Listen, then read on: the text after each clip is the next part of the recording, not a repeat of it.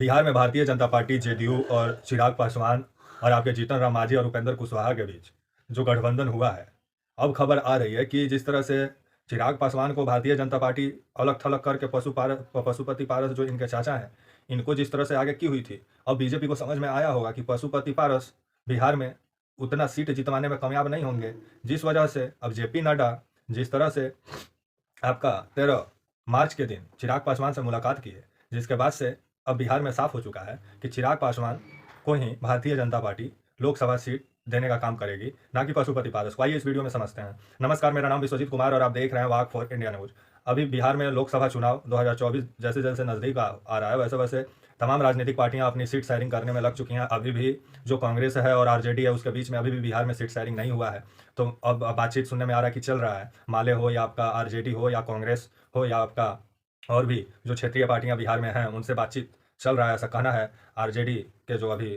करता धरता हैं लालू प्रसाद यादव, और उनका कहना है कि बहुत जल्दी सीट शेयरिंग कर लिया जाएगा। तेजस्वी यादव का भी यही मानना है कि बहुत जल्द सीट शेयरिंग हो जाएगा। लेकिन खबर जिस तरह से निकल के आ रही है कि भारतीय जनता पार्टी अब जिस तरह से पशुपति पारस जो चिराग पासवान के चाचा थे, कुछ समय पहले जिस तरह से चिराग पासवान को दिल्ली स्थित इनका जो सरकारी बंगला था उसको जिस तरह से खाली करवाया गया, जो सामान रोड पे रखा गया, जिसके बाद से इनका पार्टी भी टूट गया चिराग पासवान का, और पशुपति पारस उसमें अहम योगदान निभाए। और भारतीय जनता पार्टी चिराग पासवान का पार्टी तोड़ने में भी अहम योगदान उस समय निभाई थी। वही भारतीय जनता पार्टी अब पशुपति पारस को पीछे करके अब चिराग पासवान को बिहार में आगे करना चाहती है, क्योंकि बीजेपी भी समझ गई है कि असली जो लोजपा है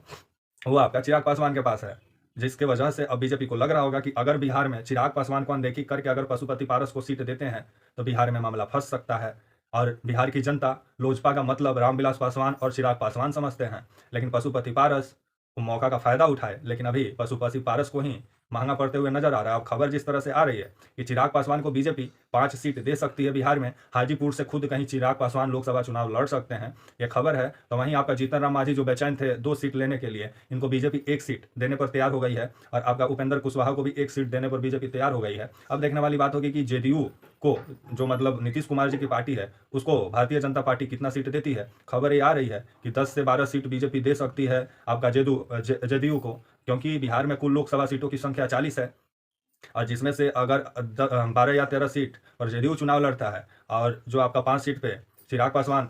के पार्टी को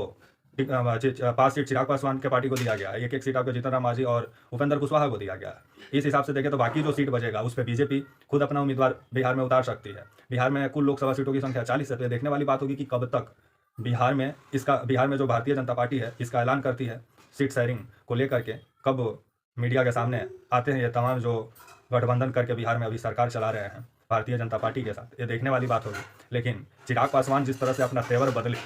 और बिहार में वो एक सभा को संबोधित करते हुए हाजीपुर में ही शायद सभा को संबोधित कर रहे थे, उसी दौरान उन्होंने कहा कि हमारा पार्टी को तोड़ा गया, हमारे घर हमसे घर छीना गया, सब जनता देख रही है और वक्त आने पर सबका हिसाब होगा। जिसके बाद से बीजेपी को लगा होगा कि अगर चिराग पासवान को अनदेखी करेंगे तो महंगा पड़ जाएगा। जिस वजह से 13 मार्च के दिन जेपी नड्डा चिराग पासवान से मुलाकात किए और बोले कि चलिए आपको 5 सीट देते हैं, आप अब बीजेपी का गुण गाना शुरू कर दीजिए। जिसके बाद से अब चिराग पासवान एक बार फिर से मोदी जी का हनुमान बन के बिहार में मोदी जी को ज़्यादा से ज़्यादा सीट जिताने में लग चुके हैं। लेकिन यही चिराग पासवान कभी